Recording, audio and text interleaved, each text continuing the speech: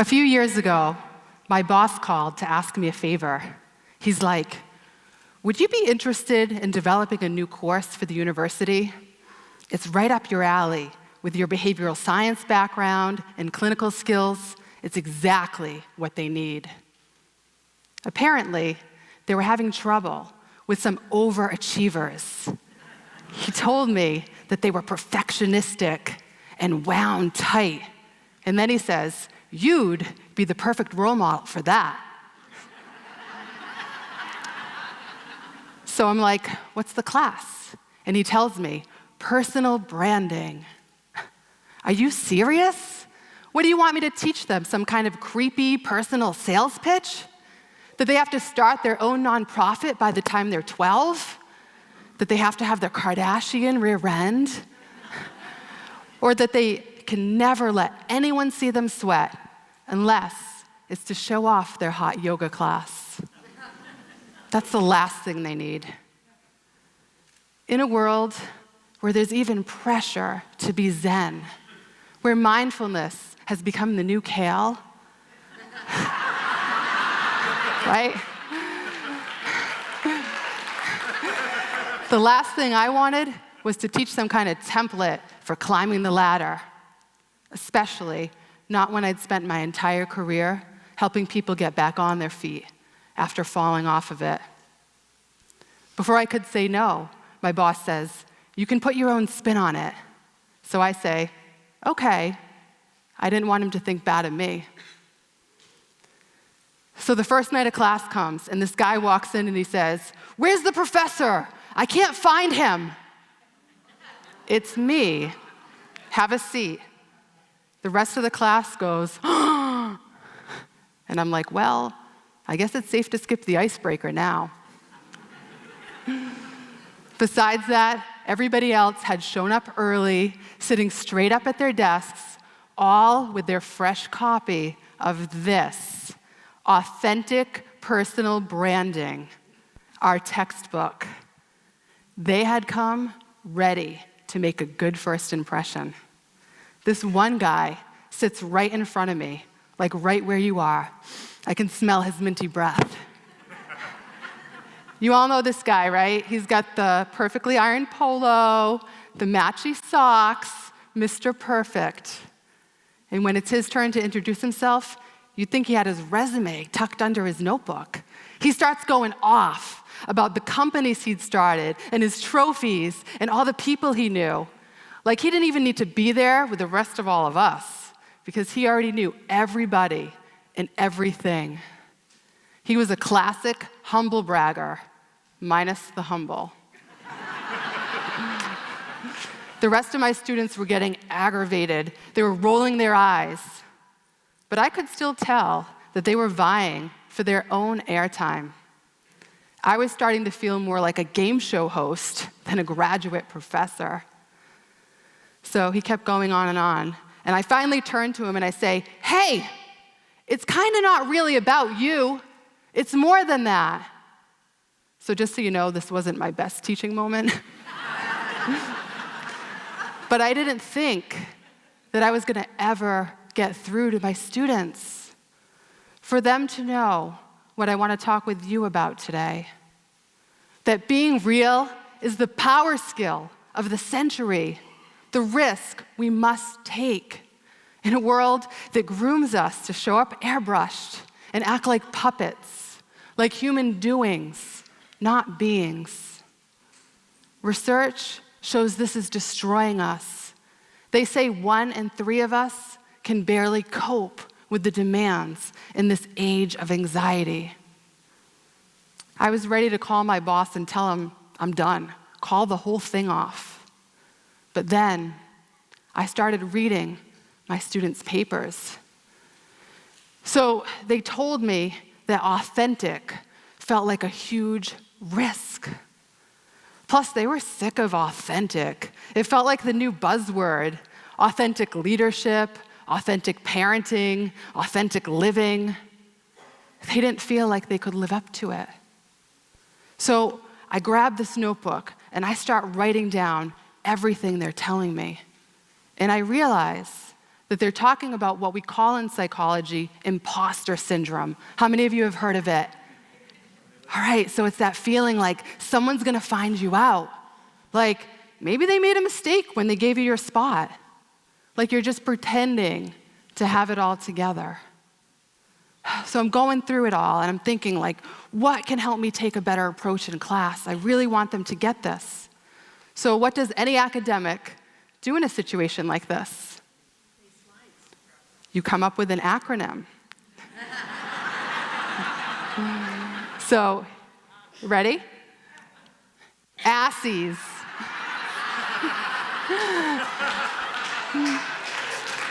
Asinine, societal, and self-imposed expectations.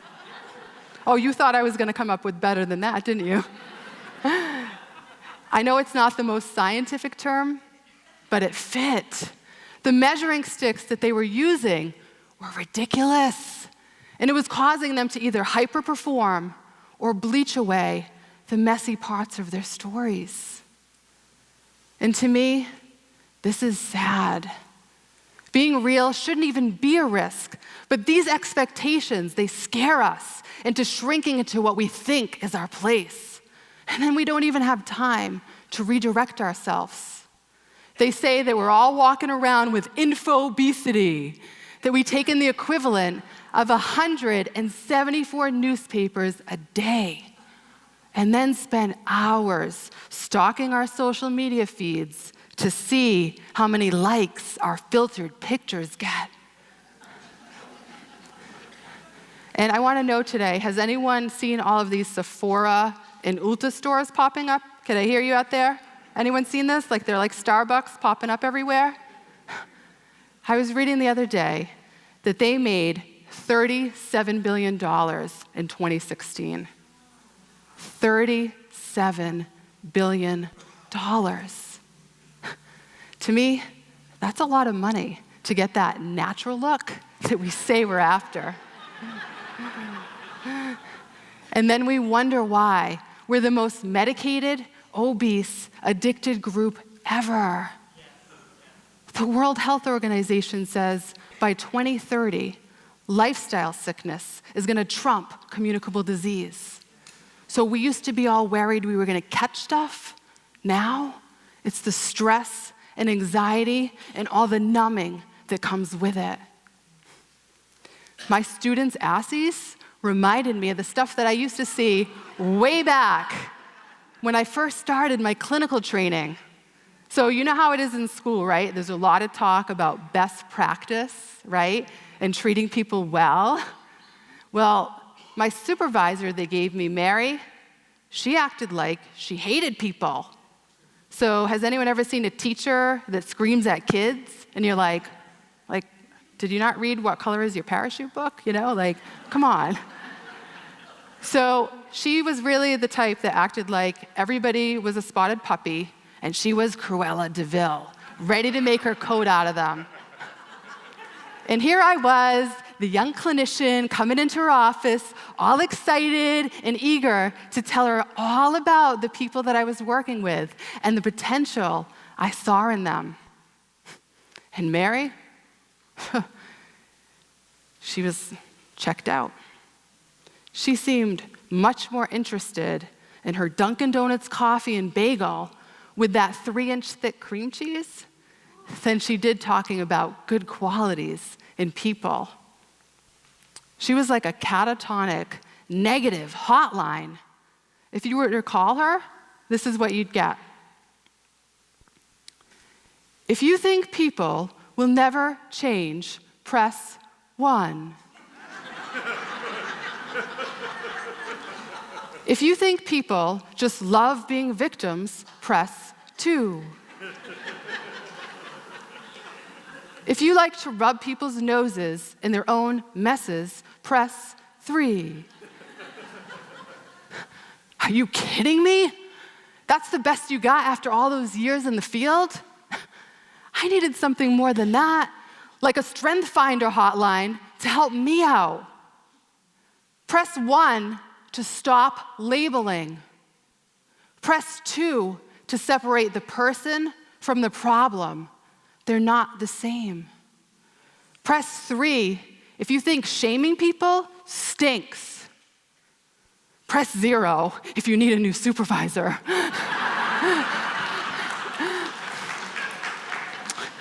It'd be very easy to rant about Mary, but she was not a pioneer in this method. It's the way old school psychology has always done business, on the hunt for what's wrong and broken. And then we have all these romantic ideas about setbacks and comebacks and bootstraps without ever talking honestly about what we need to overcome in the first place. We act like the toxic ways that we shut each other down because of race, class, gender, orientation, age, ability, size, religion, like none of that has anything to do with how well we're doing and whether it's even safe to be ourselves. We start believing that being real is too great a risk. The society's definition of normal is real. Like Alan Sherman put it, a normal person is the sort of person that might be designed by a committee. Everybody puts in their pretty color, and then it comes out gray. My students were far from gray. They were colorful, recovering try-too-hards. It's what made them interesting and resilient and beautiful. They were done with fake it till you make it. And I was starting to realize that they were just as much my teachers as I was theirs. So I did the next thing an academic does. I filled out an IRB, the application that I needed to conduct human research.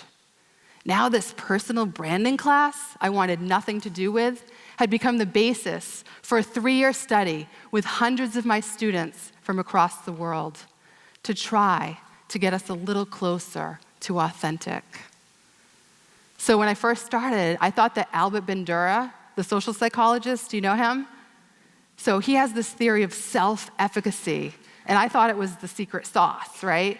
So self-efficacy basically says, if you think you can reach a goal, you're more likely to set it and then go on to reach it. Seems pretty common sense, right? But besides my humble bragger, my students had already moved way past that. They had moved from me to we. So I started to call this collective efficacy, the idea that an injury to one is an injury to all. When you hurt, I hurt. And when you're on top of the world, then so am I. It allows us to see each other and to be real about our strengths and struggles, and to stop using society's definitions that don't begin to capture what we're capable of together. When my students learn to be just as proud of their scars as they were their trophies, they begin to get rid of these. They started to care more about the greater good than their own image. It was all over my data that when we take the risk of being real, it allows us to heal and help each other to do the same. So I was all ready to package this up, put it in a white paper, and call it a day. But I knew I needed to do more. So I left work on a Monday without telling anyone where I was going, to meet with Lila, my new therapist. At first, I fed her the sanitized version. Crazy job, 2 teenagers, I just need some strategies, I gotta get back to work. And Lila was like, it sounds to me like you're a perfectionist. I nodded so she wouldn't think bad of me.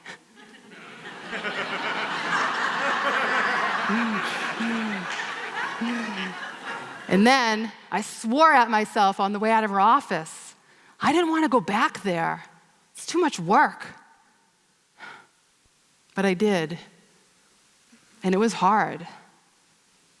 But Lila helped me realize I couldn't keep showing up airbrushed if I was asking my students not to. So I started to talk publicly about my lifelong battle with anxiety.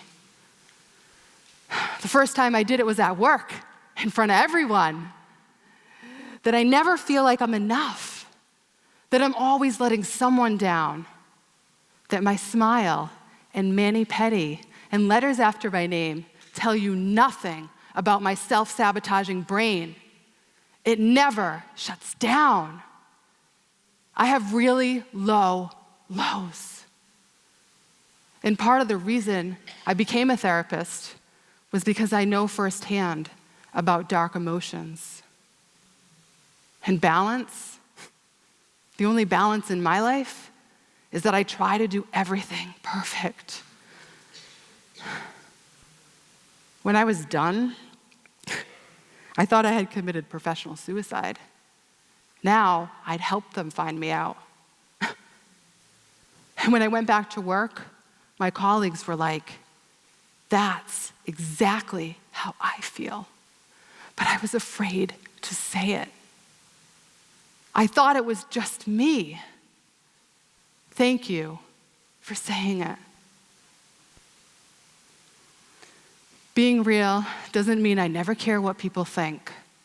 I still wear makeup and sometimes take selfies. It also doesn't mean that I have to wear all my emotions on my sleeve or broadcast all of my ruminations. That wouldn't be safe. And trust me, it would be annoying. It's more than that. Being real is about kicking your assies out so you don't risk the chance to live an authentic life. You've asked yourself this before, right? What's the point of living a fake life? Who's it for? After all my talks with Lila and my students, I was thinking about my humble bragger from my first class. My boss's boss called to tell me he'd applied for a job where I work. But when they went to check out his references, they found out that the companies he'd worked, the trophies, the people he knew, the places he'd went, it was all a lie. None of it was true. So sad. He'd wasted all this time promoting his fake self, and we never got to know the real guy, the one we would have loved to have known, the one who could have made a real difference with all of his talents. Our bumps and bruises and wrinkles and scars are not meant to be airbrushed. This is the risk you must take, showing up as the real you. It might feel raw and terrifying and counterintuitive and like it's the biggest risk you've ever taken. But the risk of not doing so is greater.